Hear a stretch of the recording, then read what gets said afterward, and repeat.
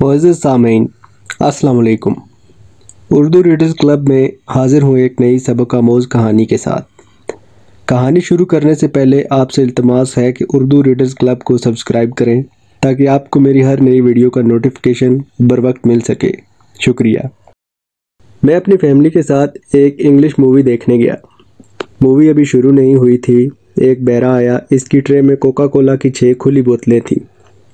اس نے ایک بوتل میرے بچے کے ہاتھ میں دے دی۔ میں نے اسے کہا کہ نہیں بھائی، نہیں چاہیے۔ بہرے نے دوسری بوتل میری بچی کے ہاتھ میں دے دی اور بولا، بل آپ نہیں دیں گے صاحب، یہ آپ کی فیملی کے لیے ہے۔ میں ایسے محکمے میں تھا جہاں رشوت نہ لو تو حاجت مند بچوں کی جیبوں میں نوٹ ڈال دیے جاتے تھے۔ میں نے بیوی سے کہا، پی لو بوتلیں، بھیجنے والا کل دفتر آ جائے گا۔ بوتلیں پیتے پیتے مووی شروع ہو گئی۔ مووی ختم ہوئی تو میں فیملی کو لے کر باہر نکلا۔ ایک شناسا سی صورت نظر آئی۔ میرے منہ سے نکل گیا، ارے تم، یہ بوتلیں تم نے بھیجی تھیں؟ زیادتی کی تھی یار، کہو کیسے ہو؟ اس کے ساتھ ایک نوجوان خاتون تھی۔ اس آدمی نے تعارف کروایا، یہ میری بیگم ہیں۔ میں اس آدمی اور اس کی بیوی کے کپڑے اور فیشن کی ٹھاٹھ دیکھ کر حیران رہ گیا۔ اگر میں اسے پہچان نہ لیتا تو یہی سمجھتا کہ کوئی امیر زادہ ہے۔ اس نے کہا، آپ کی گاڑی نہ ہو تو میں گھر چھوڑ آؤں؟ میری اپنی گاڑی تھی، وہ دونوں ہمارے ساتھ نیچے اترے۔ میں جب ان سے رخصت ہو کر اپنی گاڑی میں اور وہ اپنی گاڑی میں بیٹھا تو اس کی گاڑی کے مقابلے میں میری گاڑی گھسی پھٹی ٹیکسی لگتی تھی۔ کون ہے؟ میری بیوی نے پوچھا۔ میں یہ تو نہیں بتا سکتا کہ کون ہے، میں نے جواب دیا۔ یہ بتا سکتا ہوں کہ یہ کون تھا۔ جس شام وہ مجھے ملا تھا، اس سے 6.5 سال پہلے کا ایک دن مجھے یاد ہے کہ یہ آدمی جسے میں اب ڈمابو کے روپ میں دیکھ رہا تھا، 6 سال پہلے میرے دفتر میں آیا اور پوچھا، آپ مجھے کوئی نوکری دے سکتے ہیں؟ میں نے اسے ذرا غور سے دیکھا اور ڈانٹ کر دفتر سے نکال دینے سے پہلے سوچا کہ یہ آدمی جو درخواست دینے اور میرے سپرنٹینڈنٹ یا ہیڈ کلرک کے پاس جانے کے بجائے سیدھا میرے دفتر میں آ گیا ہے اور چپڑاسی کے روکنے سے بھی نہیں رکا۔ معلوم نہیں اس آدمی نے، جس کی اس وقت عمر تقریباً 25 سال تھی، مجھ پر کیا اثر کیا۔ میں نے اسے دھتکار دینا مناسب نہ سمجھا۔ میرے پاس جگہ بھی کوئی خالی نہیں تھی۔ میں نے اسے کہا، مجھے افسوس ہے کہ یہاں کوئی جگہ خالی نہیں ہے صاحب، میری سفارش کرنے والا کوئی نہیں۔ اس نے کہا، میرے پاس آپ کے کلرکوں کو دینے کے لیے رشوت کے پیسے بھی نہیں۔ میں نے اسے چپ کرانے کی کوشش کی لیکن اس نے میرا فکرہ پورا نہ ہونے دیا۔ کہنے لگا، میں اس دفتر کے آدمیوں سے مل چکا ہوں، انہوں نے کہا ہے کہ درخواست دے دو، کوئی سفارش لے آؤ، اور ایک کلرک نے اشارے سے بتایا ہے کہ کچھ پیسے بھی لے آؤ۔ تو صاحب مجھے نوکری چاہیے، آپ میری سفارش کریں یا مجھے رشوت کے لیے پیسے دیں۔ مجھے غصہ بھی آیا اور میں اس کی دلیری پر حیران بھی ہوا کہ وہ میرے ماتحت محکمے کو رشوت دینے کے لیے مجھ سے پیسے مانگ رہا تھا۔ مجھے شک ہوا کہ یہ شخص پاگل ہے یا بہت ہی مجبور۔ بہت خجل اور خوار ہو کر آپ کے پاس آیا ہوں۔ اس نے کہا، خدا کے واسطے یقین کر لو کہ میرے پاس کوئی جگہ نہیں ہے، آپ اتنے بڑے افسر ہیں۔ اس نے کہا، مجھے اپنے گھر میں ہی نوکر رکھ لیں، نوکروں کے کوارٹروں میں ایک کمرہ دے دیں۔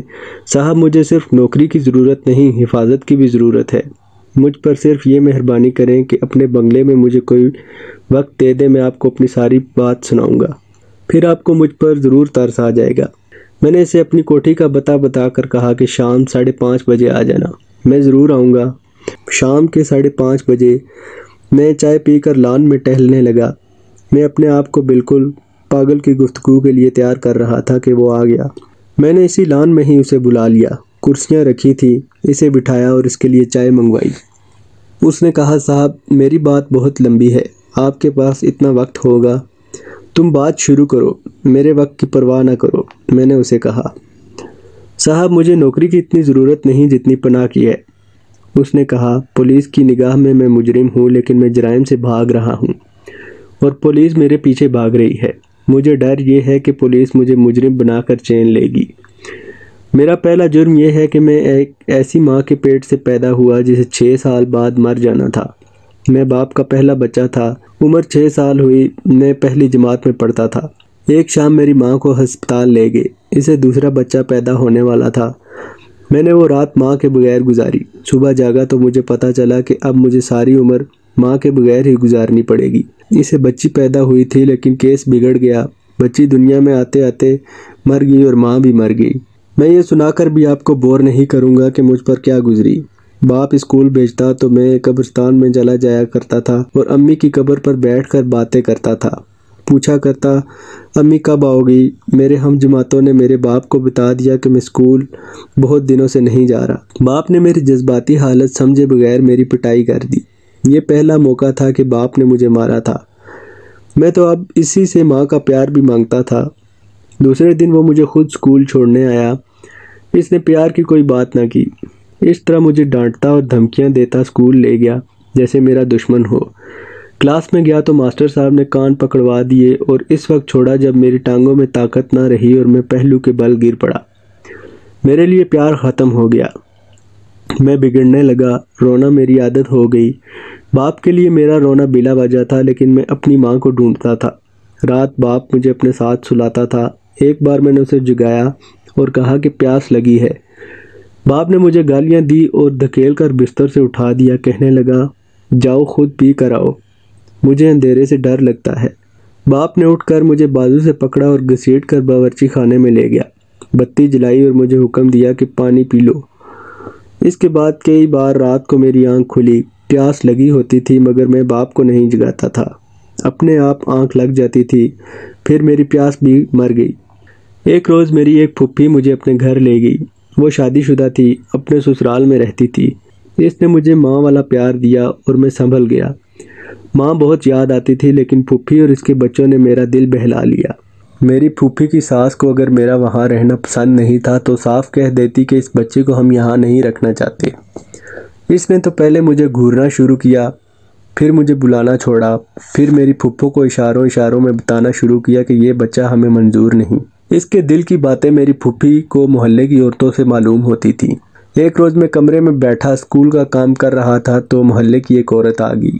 اس نے میری پھوپھی کو بتایا کہ پھوپھی کی ساس اس پر یہ الزام عائد کر رہی ہے کہ اپنے بھائی کے بچے کو بالائی کھلاتی ہے اور باقی دودھ ہمارے بیٹے کے بچوں کو پلاتی ہے۔ پھوپھی نے کہا کہ اس کے بیٹے کے بچے کس کے بچے ہیں؟ کیا وہ میرے بچے نہیں؟ میں اس وقت بچہ ہی تھا، لیکن صاف پتہ چل رہا تھا کہ میری وجہ سے گھر میں بے مزگی پیدا ہو رہی ہے۔ پھوپھی کے خاوند کا رویہ ٹھیک تھا۔ ایک روز ساس نے مجھے بلایا، میں دوڑا گیا۔ وہ مجھے ایک کمرے میں لے گئی۔ اس نے میرے ہاتھ میں چائے کی ایک پیالی دی، اس میں پانی تھا، کہنے لگی یہ پی لو، شربت ہے۔ میں نے پی لیا، واقعی شربت تھا۔ ساس نے میرے سر پر ہاتھ پھیرا اور پیار سے کہا کہ جاؤ کھیلو۔ میں حیران بھی ہوا اور خوش بھی کہ ساس بھی مجھ سے پیار کرنے لگی ہے۔ میں اتنا خوش تھا کہ اپنی پھوپھی کو بتایا کہ اس کی ساس نے مجھے شربت پلایا ہے۔ پھوپھی کا رنگ اڑ گیا۔ اس نے شربت کے متعلق پوچھا، رنگ کیسا تھا، ذائقہ کیسا تھا؟ اس کی پیشانی کو دیکھ کر میں بھی ڈر گیا۔ شام کو پھوپھی مجھے ایک شاہ جی کے پاس لے گئی اور اسے بتایا کہ میرے بھتیجے کو میری ساس نے شربت میں کوئی تعویذ پلا دیا ہے، میں ڈرتی ہوں کہ بچے کو کچھ ہو نہ جائے۔ شاہ صاحب نے ایک کتاب نکالی، مجھے کہا کہ آنکھیں بند کر کے کہیں انگلی رکھ دو۔ میں نے انگلی رکھی تو شاہ صاحب نے کہا خدا نے بچے کو بچا لیا ہے، بڑا سخت تعویذ تھا، گھبراؤ نہیں، جو اللہ کرے گا۔ اس نے 2 تعویذ لکھے، ایک میرے گلے میں لٹکانے کے لیے اور دوسرا اس نے پانی میں گھول کر مجھے پلا دیا۔ خیر صاحب، یہ تو بڑے لمبے قصے ہیں۔ میری پھوپھی کی ساس کو تعویذوں کی ضرورت اس لیے محسوس ہوئی تھی کہ اس کا بیٹا یعنی میری پھوپھی کا خاوند مجھے گھر سے نکالنے پر راضی نہیں ہوتا تھا۔ ایک روز ساس نے اپنے بیٹے کو میرے خلاف کرنے کا یہ طریقہ اختیار کیا کہ 10 روپے کے نوٹ کی تلاش میں پریشان ہونے لگی۔ کہتی تھی کہ یہیں چارپائی پر رکھا ہے۔ میری پھوپھی بھی نوٹ ڈھونڈنے لگی۔ اس کی ساس نے یہ کہنا شروع کر دیا کہ کسی بچے نے نہ اٹھا لیا ہو۔ میری پھوپھی کو غصہ آ گیا، ان دونوں میں تش کلامی ہو گئی۔ ساس نے ہمارے بستوں کی تلاشی لینی شروع کر دی اور میری ایک کاپی میں سے 10 روپے کا نوٹ برآمد ہو گیا۔ یہ نوٹ اس نے خود میری کاپی میں رکھا ہوگا۔ گھر میں اس نے اودم بپا کر دیا، مجھے چور اور چور کا بچہ کہا اور میں چوری کے الزام سے ڈر کر رونے لگا۔ اتنے میں پھوپھو کا خاوند بھی آ گیا۔ پھوپھو نے اسے بتایا کہ میرے بھتیجے پر تمہاری ماں نے چوری کا الزام لگایا ہے۔ اس کی ماں نے کہا کہ نوٹ اس لڑکے کی کاپی سے نکلا ہے۔ خاوند نے میری پھوپھی کے آگے ہاتھ جوڑ دیے اور کہا خدا کے لیے اسے وہیں چھوڑ آؤ جہاں سے اسے لائی ہو، ورنہ کل تم پر بھی چوری کا الزام لگے گا۔ میری پھوپھی نے سارا سامان اکٹھا کیا، برقع پہنا اور مجھے ساتھ لیے میرے باپ کے حوالے کر آئی۔ باپ مجھ سے تنگ آ چکا تھا۔ 6 ماہ بعد اس نے اس وجہ سے دوسری شادی کر لی کہ سوتیلی ماں میری پرورش کر لے گی۔ سوتیلی ماں جب گھر میں آئی، میں دوسری جماعت میں پڑھتا تھا۔ وہ ایک نوجوان لڑکی تھی، اس نے مجھ سے میرا باپ بھی چھین لیا۔ وہ مجھے اپنے پاس سلایا کرتا تھا، اب مجھے الگ کمرے میں ڈال دیا گیا۔ رات کو آنکھ کھل جاتی تو مجھے ڈر لگتا تھا، باپ دوسرے کمرے میں بند ہوتا تھا، میں ڈر سے کانپتا رہتا اور آنکھ لگ جاتی۔ 2 سال ایسے ہی گزرے۔ میری سوتیلی ماں کا پہلا بچہ پیدا ہوا، میری عمر 10 سال ہو گئی تھی۔ اس عمر میں بچے گھر میں جھاڑو دے سکتے ہیں، برتن دھو سکتے ہیں، دودھ پیتے بچوں کو اٹھا کر باہر لے جا سکتے ہیں تاکہ ماں باپ کے آرام میں مخل نہ ہوں، اور وہ نوکروں کی طرح ہر کام کر سکتے ہیں۔ یہ سارے کام مجھے دے دیے گئے۔ میرے دل پر اور میرے ہونٹوں پر مور لگ گئی، جیسے میں کچھ محسوس ہی نہیں کر سکتا، نہ کچھ بول سکتا ہوں۔ باپ مجھ سے بیگانہ ہو گیا۔ میں گھروں میں نوکروں کی طرح سارے کام کرتا اور رات کو اسکول کا کام کرتا۔ گھر میں میرے لیے صرف حکم اور ڈانٹ ڈپٹ تھی۔ میں نے اس اذیت سے اس طرح نجات حاصل کی کہ اپنی امی کو زبردستی ذہن سے نکال دیا اور اپنے آپ کو بے حس کرنا شروع کر دیا۔ پھر گھر میں ایک اور بچہ پیدا ہوا، اور جب میں 8ویں جماعت میں پڑھتا تھا تو ایک بچی پیدا ہوئی۔ میں نے طے کر لیا کہ میٹرک ضرور پاس کروں گا، مگر میں اب 3 بچوں کا نوکر تھا۔ گھر میں کام زیادہ ہو گیا تھا۔ بچے مجھے بڑا بھائی نہیں نوکر سمجھتے تھے، مجھے گالیاں دیتے تھے، جی میں آئے تو شغل کے طور پر مجھے پیٹ بھی لیا کرتے تھے۔ مجھے اجازت نہیں تھی کہ انہیں روکوں یا کچھ کہوں۔ میری گرمیوں کی چھٹیاں اس طرح گزرتی تھی کہ دوپہر کے وقت سوتیلی ماں اندر سوتی تھی اور میں چھوٹی بچیوں کو اٹھائے گلیوں میں پھرتا رہتا کہ ماں کو تنگ نہ کرے۔ میں نے میٹرک پاس کر لیا۔ اگر میری ماں زندہ ہوتی تو خوشیاں مناتی، لڈو بانٹتی، مگر گھر میں کسی کو جیسے خبر ہی نہ ہوئی۔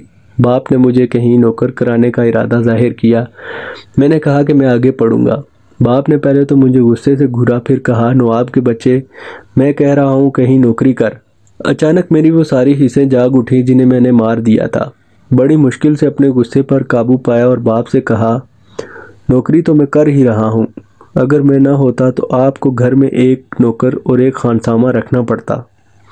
میں دونوں کے کام کر رہا ہوں، اس کے عوض آپ مجھے روٹی کپڑا دے رہے ہیں۔ آپ نے میری تعلیم پر جو خرچ کیا ہے اسے میں اپنی تنخواہ سمجھتا ہوں۔ باپ نے غصے سے کہا، یہ تو اپنے باپ سے بات کر رہا ہے۔ جی نہیں، اپنے آقا سے۔ میں ایک عرصہ ہوا آپ کو باپ سمجھنا چھوڑ دیا ہے۔ باپ غصے سے پھٹنے لگا۔ ادھر سے اس کی بیگم دوڑی آئی۔ باپ نے اسے بتایا کہ میں کیا بک رہا ہوں۔ پھر باپ نے یہ حکم سنایا کہ وہ مجھے گھر سے نکال دے گا۔ میری سوتیلی ماں چالاک تھی، اس نے میری ہمدردی میں کہا کہ نہ اپنا بچہ ہے، گھر سے کیوں نکالیں گے۔ اس نے دراصل سوچ لیا تھا کہ میں گھر سے نکل گیا تو وہ نوکر اور خانسامے سے محروم ہو جائے گی۔ میں نے گھر میں جھاڑو برتن کا کام چھوڑ دیا۔ سوتیلی ماں نے مجھے ایک روز کہا کہ میں تجھ جیسے مسٹنڈے کو مفت روٹیاں نہیں کھلاؤں گی۔ میں نے نہایت تحمل سے اسے کہا، میں یہاں سے چلا جاؤں گا لیکن خالی ہاتھ نہیں جاؤں گا، اپنی ماں کے تمام زیور لے کر جاؤں گا، اور اپنی ماں کے وہ تمام ریشمی کپڑے جو تو نے اپنی ماں اور بہنوں کو جا کر دیے ہیں، ان کی قیمت بھی تجھ سے وصول کروں گا۔ شام کو باپ گھر آیا تو اس نے اسے بتایا اور مکار عورتوں کی طرح رو رو کر بتایا۔ باپ مجھے مارنے کو دوڑا تو میں نے اس کی کلائی پکڑ لی۔ میں نے اسے کہا، مجھ میں اب اتنی طاقت ہے کہ تجھے پیٹھ کے بل گرا کر تیرے سینے پر بیٹھ جاؤں۔ میں تجھے کہہ چکا ہوں کہ تو میرا باپ نہیں۔ اگر محلے برادری میں عزت چاہتا ہے تو آئندہ مجھ پر ہاتھ نہ اٹھانا۔ باپ نے شاید اپنی بوڑھی کلائی پر میرے جوان ہاتھ کے شکنجے کی مضبوطی محسوس کر لی۔ میں نے اس کی کلائی چھوڑ دی اور وہ سر جھکا کر کمرے میں چلا گیا۔ اس شام باپ نے مجھے اپنے کمرے میں بلایا۔ وہ اکیلا تھا۔ میں اسے دشمن سمجھ کر اس کے سامنے جا کھڑا ہوا۔ اس نے دھیمی سی آواز میں کہا، تم بھول گئے کہ میں تمہارا باپ ہوں۔ میں تمہارا باپ ہوں بیٹے۔ اس کے لہجے میں شکست تھی، غصے کا نام و نشان نہ تھا۔ میرے دل کا پتھر یک لخت موم ہو گیا۔ میری ہچکی نکلی اور میں بے قابو ہو کر بچوں کی طرح رونے لگا۔ میں بے اختیار اس کے پاؤں میں بیٹھ گیا اور اس کے پاؤں پکڑ کر روتا ہی رہا۔ اس نے مجھے اٹھا کر اپنے پاس پلنگ پر بٹھا لیا۔ وہ اٹھا اور اپنے کوٹ میں سے 10 روپوں کے چند ایک نوٹ نکال لایا، میری طرف بڑھا اور کہنے لگا، یہ لو اور آگے پڑھو اور مجھے اپنا باپ سمجھو۔ اس نے پیار سے میرے سر پر ہاتھ رکھا اور پوچھا، تمہیں کیا ہو گیا تھا؟ میں نے سر اٹھا کر اسے ڈبڈبائی ہوئی آنکھوں سے دیکھا اور میری فریادیں نکل گئیں۔ میرے منہ سے یہی الفاظ نکلے، ابا جان، امی کی یاد نے پاگل کر دیا ہے، مجھے اس کی قبر پر جھونپڑی بنا دو، میں وہیں جا کے رہوں گا۔ اچانک سوتیلی ماں آ گئی۔ نوٹ ابھی میرے باپ کے ہاتھ میں تھے۔ سوتیلی ماں نے بھوکی چیل کی طرح جھپٹا مار کر اس کے ہاتھ سے نوٹ چھین لیے اور سخت بےہودہ لہجے میں بولی، لاڈ کر کے اسے پہلے بگاڑا ہوا ہے، اب نوٹوں کی گٹھی اس کے ہاتھ میں دے رہے ہو؟ باپ بیچارہ اس کے ہاتھ میں بے بس تھا، چپ چاپ کھڑا سن رہا تھا۔ میں نے غصے سے باولا ہو کر اس مکروا عورت کی کلائی پکڑ لی اور اتنی زور سے مروڑا دیا کہ بل کھا کر اس کے گھٹنے فرش سے لگ گئے اور اس کی چیخ نکل گئی۔ میں نے اس کے ہاتھ سے نوٹ لے کر باپ کو دے دیے اور کہا، میں آگے نہیں پڑھوں گا ورنہ یہ عورت آپ کا جینا حرام کر دے گی۔ سوتیلی ماں نے آسمان سر پر اٹھا لیا۔ اس کمبخت عورت نے وہ چیخو پکار کی کہ سارا محلہ اکٹھا ہو گیا۔ محلے میں باتوں کے بتنگڑ بن گئے۔ باپ کو میں نے دیکھا جیسے بیچارہ مر ہی گیا ہو۔ مجھے یقین ہو گیا کہ اس کے دل میں میری محبت زندہ ہے مگر بیوی کے سامنے مجبور اور بے بس ہے۔ اس نے مجھے ایک بار پھر کہا کہ تم کالج میں داخل ہو جاؤ، میں خرچ دیتا رہوں گا۔ میں نے انکار کر دیا۔ اس کے باوجود سوتیلی ماں نے گھر میں چین اور سکون ختم کر دیا۔ میں جانتا تھا کہ یہ میری وجہ سے ہے۔ اگر میں اس گھر سے نکل جاؤں گا تو اس عورت کو شاید چین آ جائے، لیکن میں جاتا کہاں؟ ایک روز میری ماں کے گاؤں کا ایک آدمی مجھے مل گیا۔ مجھ سے 4-5 سال بڑا تھا۔ 2-3 دفعہ میرے باپ سے ملنے بھی آیا تھا۔ اسے شہر میں نوکری مل گئی تھی۔ اسے ایک دوست نے اپنے ساتھ رکھ لیا۔ وہاں 2 آدمی پہلے ہی رہتے تھے۔ ان چاروں کا کھانے کا مسئلہ تھا۔ ہوٹل کا کھانا مہنگا تھا اور اچھا بھی نہیں تھا۔ میں نے اسے کہا کہ میں ہانڈی روٹی کر لیتا ہوں، مجھے اپنے ساتھ رکھ لیں۔ مجھے صرف روٹی کپڑا دے دیا کریں اور تنخواہ اتنی دے دیں جس سے میری کالج کی فیس اور کتابوں کی قیمت نکل آئے۔ انہوں نے مجھے رکھ لیا۔ میں ان 4 آدمیوں کا باورچی بن گیا۔ میرے کھانے سے وہ مطمئن تھے۔ میں نے فرسٹ ایئر کی کتابیں خرید لی اور ان کی مدد سے پرائیویٹ امتحان کی تیاری شروع کر دی۔ ابھی 1 سال پورا نہیں ہوا تھا کہ محلے کا ایک آدمی ملا۔ اس نے بتایا کہ میرا باپ بیمار ہے۔ میں اس گھر میں کبھی نہیں گیا تھا۔ باپ کو دیکھنے چلا گیا۔ وہ تو آخری منزل تک پہنچ چکا تھا یا بیوی نے پہنچا دیا تھا۔ مجھے دیکھ کر رو پڑا اور اس نے میرا ہاتھ پکڑ لیا۔ وہ شاید میرا ہی منتظر تھا۔ میرا ہاتھ اس کے ہاتھ میں تھا۔ اس نے ہچکی لی اور اس کی آنکھیں پتھرا گئی۔ وہ بیوی کے جہنم سے ہمیشہ کے لیے آزاد ہو گیا۔ میرا دماغ نابالغ تھا اور مجھ پر جو گزری تھی اس کے اثر سے میں ذرا سی بات پر غصے سے باولا ہو جاتا تھا۔ میں نے اپنے گھر کی دیواروں کو دیکھا، چھتوں اور کواڑوں کو دیکھا تو مجھے بچپن کے وہ دن یاد آ گئے جب یہاں میری ماں اور میرے ابا زندہ تھے۔ تو یہ مکان ایک میرے لیے شیش محل تھا۔ پھر اس پر اس ڈائن نے اپنا سایہ ڈالا اور آج وہ اس کی مالک بن گئی ہے۔ بارود کے شعلے کی طرح میرے اندر یہ ارادہ چمکا کہ یہ مکان میرا ہے اور میری سوتیلی ماں نے میری ماں کے جس زیور پر قبضہ کر رکھا ہے وہ بھی میرا ہے اور میں اپنی ملکیت سے کبھی دستبردار نہیں ہوں گا۔ میں نے اپنے باپ کو اپنے ہاتھوں سے قبر میں اتارا۔ گھر میں آ کر میں نے سوتیلی ماں سے کہا کہ میری ماں کے زیور مجھے دے دو اور اس مکان سے نکل جاؤ۔ اس نے مجھے ذلیل کرنے کے لیے اس طرح شور مچا دیا جیسے میں اسے مار رہا ہوں۔ اس کے 2 بھائی آئے ہوئے تھے۔ انہوں نے مجھ پر رعب جھاڑنے کی کوشش کی۔ میں گنڈا تو نہیں تھا لیکن گنڈوں کی طرح انہیں دھمکی دی کہ اب تو میں ٹل جاؤں گا لیکن اپنا حق نہیں چھوڑوں گا۔ دوسرے دن پھر جا دھمکا۔ سوتیلی ماں عورتوں میں بیٹھی ہوئی تھی۔ اسے باہر بلا کر کہا کہ زیورات دے دو۔ اس کے بھائی ابھی وہیں تھے۔ وہ غنڈہ گردی پر اتر آئے۔ میں غنڈا بن گیا۔ مار کھائی بھی اور مارا بھی بہت تھا۔ لوگوں نے بیچ بچاؤ کروایا۔ میرے اندر آگ لگی ہوئی تھی۔ میں سوتیلی ماں کے بھائیوں کے جانے کا انتظار کرتا رہا۔ رات کو میں اس محلے میں جا کر اپنے کسی دوست سے پوچھا تھا کہ اب میرے گھر میں کون کون ہے۔ ایک رات پتہ چلا کہ سب چلے گئے ہیں اور سوتیلی ماں اکیلی رہ گئی ہے۔ میں اس گھر سے بچپن سے ہی واقف تھا۔ سردیوں کے دن تھے، لوگ رات کو اندر سوتے تھے۔ میں نے اپنے جگری دوست کو راضی کر لیا تھا کہ وہ مجھے اپنے گھر سے کوٹھے پر چڑھنے دے۔ وہ میرا ہمدرد اور غمخوار تھا۔ آدھی رات سے ذرا پہلے جیسا میں نے اس سے طے کر لیا تھا، میں اس کے کمرے میں چلا گیا۔ یہ کمرہ گلی کے ساتھ تھا۔ میرے دوست کے گھر کے تمام افراد اندر سوئے ہوئے تھے۔ سیڑھیاں اس کمرے کے ساتھ تھیں۔ میں نے دوست سے کہا کہ سو جاؤ، زندگی ہوئی تو پھر ملیں گے۔ میں اس کی چھت پر گیا، فصیل پھلانگ کر اگلے کوٹھے پر گیا۔ وہاں سے دبے پاؤں اگلی فصیل پھلانگی۔ یہ میرے مکان کی چھت تھی۔ وہاں سے سیڑھیوں کے راستے نیچے اترا۔ یہ میری ماں کا گھر تھا جہاں میں چوروں کی طرح گیا۔ سوتیلی ماں کے کمرے کے دروازے کو دھکیلا تو وہ کھل گیا۔ میں نے سوئچ دبایا، کمرہ روشن ہو گیا۔ سوتیلی ماں اور اس کے بچے سوئے ہوئے تھے۔ میں نے ہاتھ میں چاقو نکالا۔ روشنی سے سوتیلی ماں کی آنکھیں کھل گئیں۔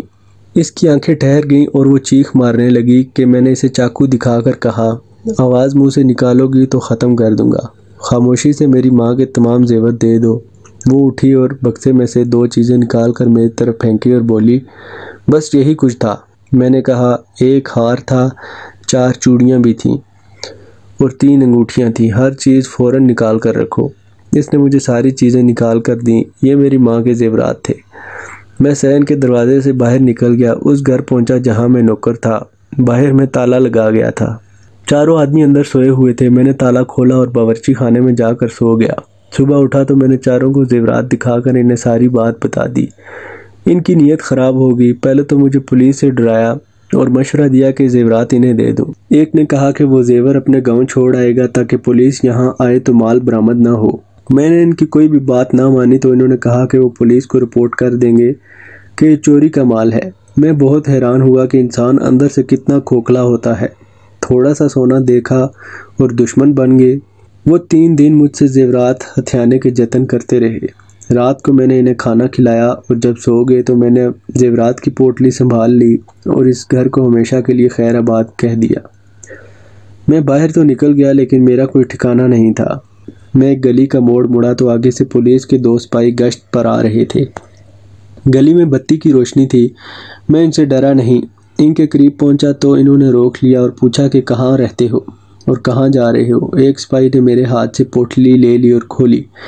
اس نے حیران ہو کر کہا کہ یہ تو سونے کا زیور ہے، چوری کا ہے۔ کھلی ہوئی پوٹلی اس کی ہتھیلی پر رکھی تھی۔ میں نے جھپٹا مارا اور زیورات اسے چھین کر دوڑ پڑا۔ وہ میرے پیچھے دوڑے، انہوں نے شور مچایا۔ آگے سے 2 آدمی آ رہے تھے۔ سپاہیوں نے چور ہے پکڑ لو کا شور مچایا۔ وہ آدمی بھی میرے پیچھے دوڑ پڑے۔ میں ایک اور گلی میں چلا گیا، میرا تعاقب جاری رہا اور میں شہر کے ایک دور کے محلے میں پہنچا اور ایک تنگ سی گلی میں چلا گیا۔ دوڑ دوڑ کر مجھے چکر آنے لگے۔ میں بہت ہی ڈرا ہوا تھا۔ اوپر گیا تو ایک کمرے میں روشنی تھی، دروازہ ذرا سا کھلا تھا۔ میں نے دستک دی اور ایک نوجوان لڑکی نے اندر سے دروازہ کھولا اور کہا، یہاں صرف گانا بجانا ہوتا ہے، آگے چلے جاؤ۔ میں کچھ نہ سمجھ سکا۔ اتنے میں ایک آدمی آیا۔ میں نے اسے کہا کہ مجھے اندر آنے دے اور میری بات سن لیں۔ مختصر بات یہ ہے کہ میں طوائفوں کے بازار میں چلا گیا اور جس گھر میں داخل ہوا وہاں صرف ناچ گانا ہوتا تھا۔ اس آدمی نے میری ساری بات سنی۔ اس کے پاس 6 جوان لڑکیاں بیٹھی ہوئی تھیں۔ میں نے زیورات اس آدمی کو دیے۔ میری ساری کہانی سن کر اس نے مجھے اپنے پاس رکھ لیا۔ ان 6 لڑکیوں میں 3 ایسی تھی جو مہاجرین کے قافلوں کے ساتھ ہندوستان سے آئی تھی اور ریفیوجی کیمپ سے ان لوگوں کے ہاتھ لگ گئی۔ بیچاری مجبور تھی۔ میری طرح انہیں بھی پناہ اور پیار ملا تو یہی پیشہ اختیار کر لیا۔ ان میں ایک لڑکی میرے زیادہ قریب ہو گئی۔ وہ لدھیانہ سے آئی تھی۔ اس کے گھر کے لوگ بھاگ گئے تھے اور اسے کسی گاؤں کے لوگ راستے میں ملے اور اپنے ساتھ یہاں لے آئے تھے۔ اس نے مجھے وہاں سے بھاگنے پر اکسانا شروع کر دیا۔ ایک روز ہمیں وہاں سے نکلنے کا موقع مل گیا۔ میں شہر کے ایک ایسے محلے میں چلا گیا جو ہندوؤں اور سکھوں کا تھا۔ اب وہاں مہاجرین آباد ہو گئے ہیں۔ میرے ساتھ جو لڑکی تھی وہ مہاجر تھی۔ مجھے مہاجروں کے ہاں ہی پناہ مل سکتی تھی۔ میں لڑکی کو ایک مسجد میں لے گیا اور مولوی صاحب کو اپنی ساری کہانی سنائی۔ انہوں نے محلے کے 2 معزز آدمی بلا لیے۔ انہوں نے مجھے پناہ بھی دے دی اور ایک نے مجھے اپنا منشی بنا لیا۔ یہاں سے تعقب اور فرار کی ایک اور کہانی شروع ہوگی۔ پہلے تو نامعلوم لوگوں نے میرے خلاف یہ بات اڑائی کہ میں اس لڑکی سے عصمت فروشی کراتا ہوں۔ مہاجروں نے میرا ساتھ دیا۔ ایک رات پولیس نے چھاپا مارا۔ محلے کے لوگ بھی اکٹھے ہو گئے۔ انہوں نے ہمارے چال چلن کی گواہی دی اور معاملہ رفع دفع ہو گیا۔ میں بہت پریشان تھا۔ کچھ دن گزرے تو شام کے وقت 2 آدمی آ گئے۔ انہوں نے کہا، کسی نے بتایا ہے کہ یہاں مال ہے، کہو کیا لیتے ہو؟ جو قیمت ہم دیں گے وہ اور کسی سے نہیں ملے گی۔ ان سے جان چھڑائی تو یہ سلسلہ اور تیز ہو گیا۔ ہر شام 2 آدمی آ جاتے اور یہی بات کہتے۔ میں جس آڑتی کے پاس منشی تھا اسے بھی پرسرار طریقوں سے پریشان کیا جانے لگا۔ پولیس کے 2 کانسٹیبل بھی اس سازش میں شریک تھے۔ میں نے ایک روز وہ مکان چھوڑ دیا اور وہاں سے دور ایک مکان میں چلا گیا۔ یہ میری بہت بڑی غلطی تھی۔ وہاں مجھے کوئی بھی نہیں جانتا تھا، سب لوگ مقامی تھے۔ وہاں 15-20 روز تو سکون سے گزرے، پھر وہاں میرے متعلق مشہور ہو گیا کہ میرے ساتھ طوائف ہے اور میں عصمت فروش ہوں۔ محلے کے 3 بزرگوں نے مجھے بلایا اور مجھے خبردار کیا کہ یہ شریفوں کا محلہ ہے، یہاں سے نکل جاؤ اور بازار میں جا کر بیٹھو۔ میں نے انہیں یقین دلانے کی بہت کوشش کی مگر ناکام رہا۔ ایک روز ایک اجنبی میرے گھر آیا اور کہا، مال واپس کر دو ورنہ کہیں بھی چین سے نہیں رہ سکو گے۔ ایک دن تم خود لڑکی کو ہمارے پاس لے کر آؤ گے۔ بہتر ہے کہ عزت سے لڑکی کو وہیں چھوڑ آؤ جہاں سے لائے تھے۔ میں کس سے انصاف مانگتا؟ پولیس کے 2 کانسٹیبل بھی ان کے ساتھ تھے۔ میں ڈر کے مارے تھانے نہیں جاتا تھا کہ خود ہی نہ پھنس جاؤں۔ محلہ مجھے عصمت فروش کہتا تھا۔ ایک روز میں اس محلے سے بھی نکل گیا اور شہر کے ایک اور کونے میں جا بسا۔ 2 روز بعد آڑتی نے مجھے نوکری سے جواب دے دیا۔ اسے اس قدر پریشان کیا گیا تھا کہ بیچارے نے کاروبار کی خاطر مجبور ہو کر مجھے جواب دے دیا۔ صاحب پورا 1 سال پولیس کے 2 کانسٹیبلوں نے اور بردہ فروشوں نے مجھے پریشان کیے رکھا۔ ہماری سوسائٹی نے، جنہیں شریفوں کی سوسائٹی کہتے ہیں، میرا ساتھ نہیں دیا بلکہ بدماشوں کے آگے سر جھکائے رکھا۔ اب ایک ہوٹل پر بیرہ گیری کر رہا ہوں۔ پرسوں ہوٹل میں 2 بھلے آدمی آئے، ان کے آگے چائے رکھی اور پوچھا کہ کہیں سرکاری نوکری دلا دیں۔ انہوں نے مجھ میں دلچسپی لی اور آپ کا نام بتایا، ساتھ یہ بھی کہا کہ کسی طرح سیدھا آپ سے جا ملوں۔ آج میں یہ ارادہ لے کر گیا تھا کہ خواہ آپ کو پولیس بلانی پڑے، میں آپ کے دفتر میں گھس جاؤں گا۔ یہ نوجوان اپنی کہانی مختلف لوگوں کو 100 بار سنا چکا تھا۔ معلوم نہیں لوگ کیوں متاثر نہیں ہوئے۔ میں نے اسے اپنے دفتر میں نوکری دلا دی اور اپنے سرونٹ کوارٹر میں بھی اسے جگہ دے دی۔ وہ لڑکی کو وہیں لے آیا۔ میں نے ایک مجسٹریٹ سے ایک لڑکی کا بیان ریکارڈ کروا لیا اور دونوں کی شادی بھی کروا دی۔ پھر انہیں کسی نے پریشان نہیں کیا۔ 6 مہینے بعد مجھے وہاں سے تبدیل کر دیا گیا۔ دارالخلافہ اسلام آباد منتقل ہو گیا۔ میری جگہ جو افسر آیا، میں اس آدمی اور اس کی بیوی کو اس کے حوالے کر آیا۔ 6 سال بعد میں پھر اسی شہر میں آ گیا اور ایک شام یہی آدمی مجھے نوابوں کے روپ میں ملا۔ وہ چپ چاپ سی لڑکی کسی ریاست کی مہارانی لگتی تھی۔ اس سے زیادہ میں باتیں نہ کر سکا۔ مجھے وہ اپنی گاڑی تک لے گیا۔ میں نے پوچھا کیا کرتے ہو؟ اس نے کہا عیش کرتا ہوں۔ میں یہاں زیادہ دیر رک نہیں سکتا۔ اس نے کہا میں ساری عمر آپ کا احسان مند رہوں گا۔ بات یوں ہوئی تھی کہ آپ مجھے جس افسر کے حوالے کر گئے تھے، اس نے میری بیوی پر جال پھینکنے شروع کر دیے، اسے مری لے جانے کی کوشش کی۔ جب اسے ٹکا سا جواب ملا تو ہمیں سرونٹ کوارٹر سے نکال دیا اور مجھے پریشان کرنے لگا۔ پھر مجھ پر ایک جھوٹا الزام لگا کر نوکری سے نکلوا دیا۔ میں نے سوچ لیا تھا کہ یہ سوسائٹی مجھے شریفوں کی زندگی بسر نہیں کرنے دے گی۔ میں نے ان لوگوں سے تعلق جوڑ لیا۔ مجھ میں مجرم بننے کے سارے وصف موجود تھے مگر میں نے انہیں دبائے رکھا تھا۔ شریف لوگوں نے مجھ میں انتقام کا جذبہ بیدار کر دیا تھا۔ میں نے اپنا راستہ بنا لیا۔ اب عیش کرتا ہوں، پستول ہمیشہ پاس رکھتا ہوں، مگر آپ کا غلام ہوں۔ کوئی حکم دیں، کوئی خدمت بتائیں۔ تم میری کیا خدمت کرو گے؟ میں نے ازراہ مذاق پوچھا۔ انڈیا سے کچھ منگوانا ہو تو بتا دیں۔ اس نے میرے مذاق کا جواب سنجیدگی سے دیا۔ سعودی عرب سے سونا منگوانا ہے؟ کسی ملک سے کوئی چیز منگوانی ہو، خدا کی قسم حاضر کروں گا۔ اب یہ سرحدیں اور یہ سمندر میرا راستہ نہیں روک سکتے۔ آج مجھے ریٹائر ہوئے 3 سال ہو گئے ہیں۔ وہ مجھے پھر کبھی نظر نہیں آیا۔ یاد بہت آتا ہے اور سوچتا ہوں کہ اس کہانی کے اتنے زیادہ کرداروں میں اصل مجرم کون ہے۔ معزز سامعین، کمنٹ سیکشن میں اپنی قیمتی آراء سے آگاہ ضرور کریں، کیونکہ آپ کا فیڈ بیک میرے لیے حوصلہ افزائی کا باعث بنتا ہے۔ اگلی ویڈیو تک کے لیے اجازت دیجیے۔ اللہ حافظ۔